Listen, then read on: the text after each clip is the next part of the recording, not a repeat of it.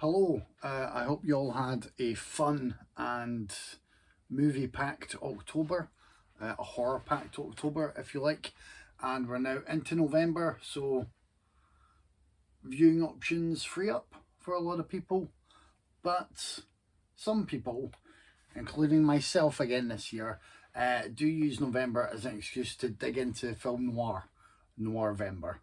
It's catchy and it's caught on over the years. I don't think I did Noirvember last year.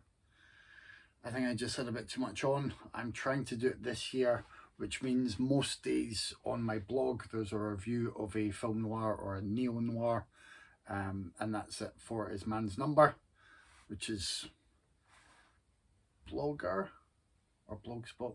Blogger. I can't even remember my own blog. That's how good I am.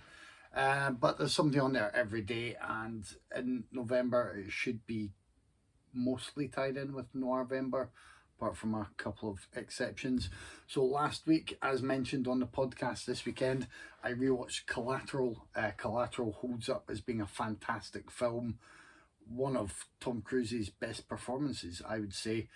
Jamie Foxx is perfectly cast in there as the taxi driver Max, who ends up picking up a hitman named Vincent, played by Cruise, and is dragged into that world as Vincent commits a number of hits and just needs to get the night done with. Michael Mann shoots the cityscapes beautifully. It's LA this time around, and he always gets a great team around him to get his vision on screen.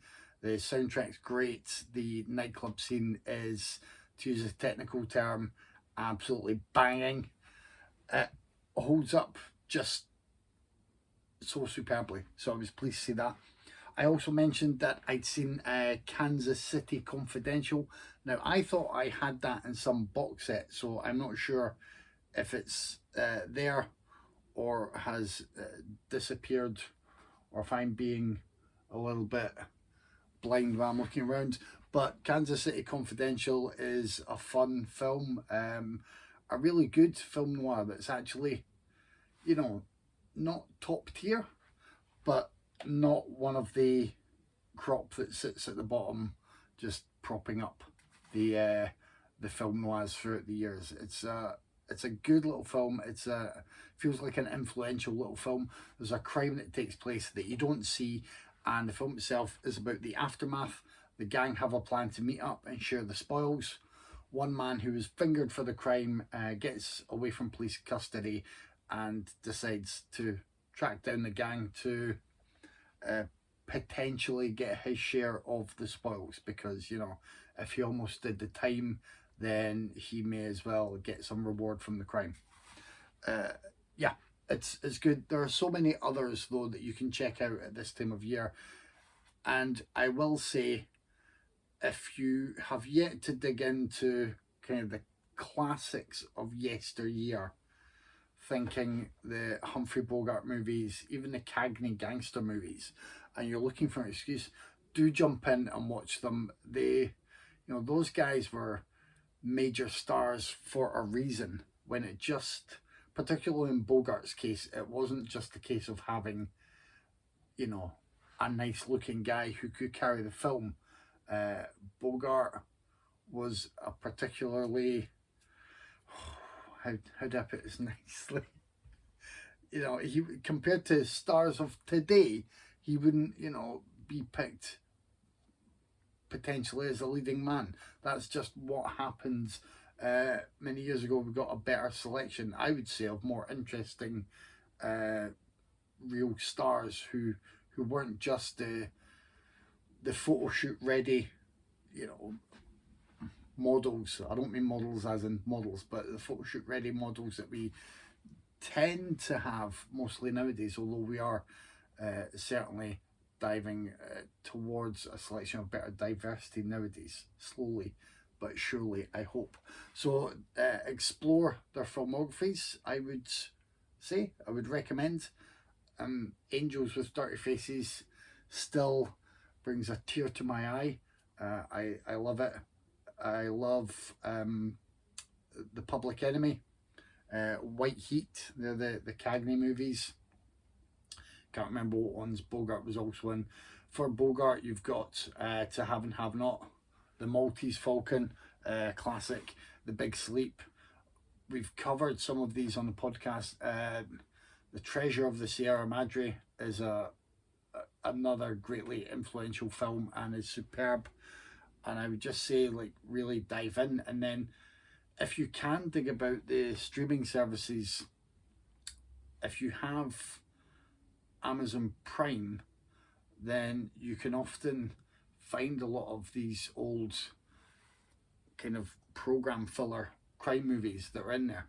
So you can find a lot of things that way. A lot of them can end up on YouTube. I think they may have been public domain, and you know, there's quite a few little fun films that have been forgotten over the years and nobody is really bothered with. So in that instance, if they're up on YouTube, you know, go for it, check them out, and you might find a little gem or two. As I said on the podcast, I think with film noir and crime movies, certainly from the kind of the 40s, 50s and 60s, I tend to find that there are less duds, less films of that type that are just dull compared to modern sort of crime movies. When you get 100 films about, you know, the Land Rover murders, when you get Brit flicks that want to just make some thugs out to be little angels, really, and you know, they're much better than the duds you can find in a cheap zombie movie selection or any found footage film that was made because someone had a phone. You may as well, if you've got 80 minutes spare, dive into an old black and white crime film and find yourself some gems. Highly recommended. Two outings that are a bit lighter, but I am going to include them in the selection this month, are here in my hands. One of them we covered on the podcast already, Charlie Varick, and it is excellent.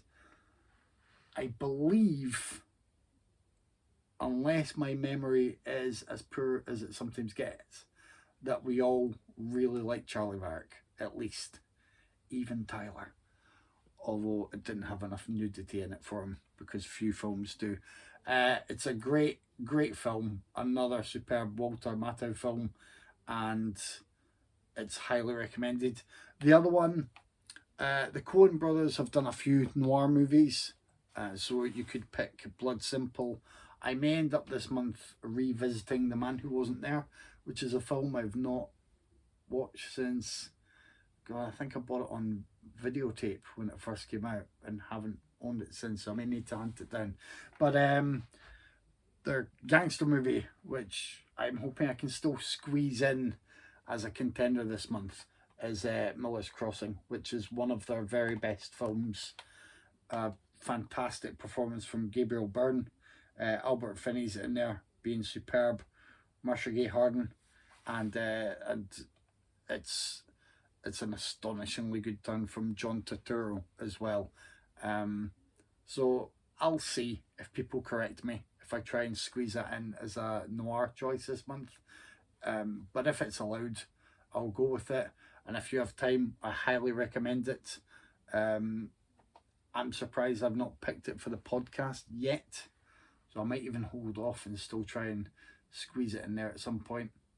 That's it. The chat later today is about a very different selection of movies. As per usual, we hope you enjoyed the overview of the Child's Play series. I have finally been diving in with Chucky, which is excellent, so it's highly recommended. And, you know, as ever, feedback or suggestions or comments are always welcome, so do let us know what you think. Enjoy November or Noirvember.